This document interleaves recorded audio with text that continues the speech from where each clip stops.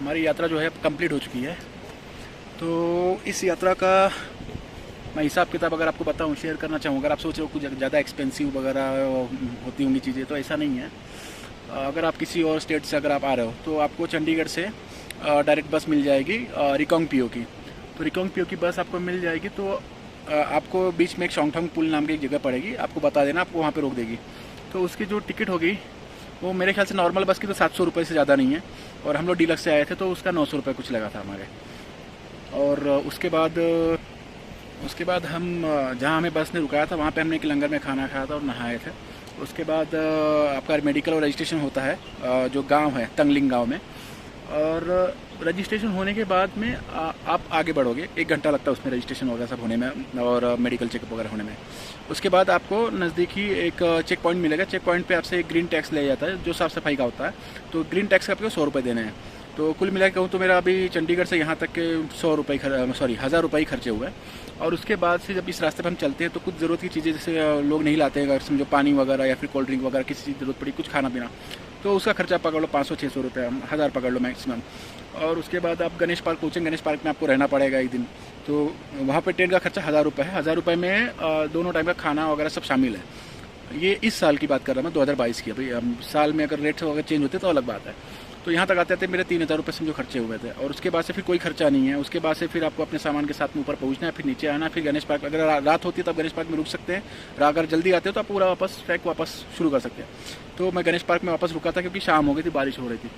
फिर गणेश पार्क में वापस से हम लोग का कुछ 600-700 रुपये खर्चा आया, क्योंकि हम लोगों ने 1000 रुपये पहले दे चुके थे। तो उसी टेंट वाले से 600-700 रुपये में हम लोग का एडजस्टमेंट हो गया था। फिर वहाँ से नीचे आया, वही जो रास्ते में जो हमने कुछ खाया पिया होगा तो वही 300-400 रुपये खर्चे किए होंगे। अब यहीं से चंडीगढ़ वापस जाना है, तो चंडीगढ़ की टिकट की फिर वही 900 के 100। जय बोले भाई, जय बोले। तो 900 के आसपास पड़ेगी। तो कुल मिला के जो मेरा चंडीगढ़ टू चंडीगढ़ का जो सफ़र था, पूरा सब कुछ करके एकदम आराम से बिना किसी तकलीफ़ के, तकलीफ़ मतलब चलने वाली जो तकलीफ़ है वो तो होगी, वो सब मिला के 4-4.5 हज़ार के बीच में हो गया था। तो ज़्यादा एक्सपेंसिव नहीं है, कोई भी कर सकता है। और सेम यही खर्चा जो है किन्नर का शिखर महादेव का भी था। अब कुछ बातों का आपको ज़रूरी ध्यान रखना पड़ेगा। जैसे कि आपको इस यात्रा पे जाना है तो फिर आपके पास में हमेशा 2 बोतल पानी की भरी होनी चाहिए, क्योंकि यहाँ पे पानी की बड़ी दिक्कत है। पानी बहुत मुश्किलों से मिलता है, और पानी अगर मिलेगा तो उसमें बालू मिट्टी वगैरह ऐसे कुछ अंश वगैरह होते हैं, मटमैला पानी होता है काफ़ी जगहों पे। और गणेश पार्क के बाद में पानी बिल्कुल भी नहीं है। तो आपको जो है पूरा पानी आपको कैरी करना है। गणेश पार्क के बाद में आपका पूरा कम से कम 12 घंटे का ट्रैक है, जाना आना सब लेकर। तो आपको पास पूरा पानी की व्यवस्था होनी चाहिए, क्योंकि उसके बाद कोई पानी नहीं मिलेगा कहीं पे। और दूसरी मेन बात कि आपके पास में ज़्यादा बोझा नहीं होना चाहिए। मैं अपना एक 20 लीटर के बैग के साथ में आया था, 25 लीटर बैग के साथ में, और 2 टी-शर्ट और एक फुल स्लीव टी-शर्ट, एक ट्रैक पैंट, बस। इसके अलावा मैं कोई सामान मैंने एक्स्ट्रा अपने पास में नहीं रखा हुआ है। और एक शॉल वगैरह एक्स्ट्रा रखी हुई है, और एक जैकेट जो बैग में पड़ी हुई है।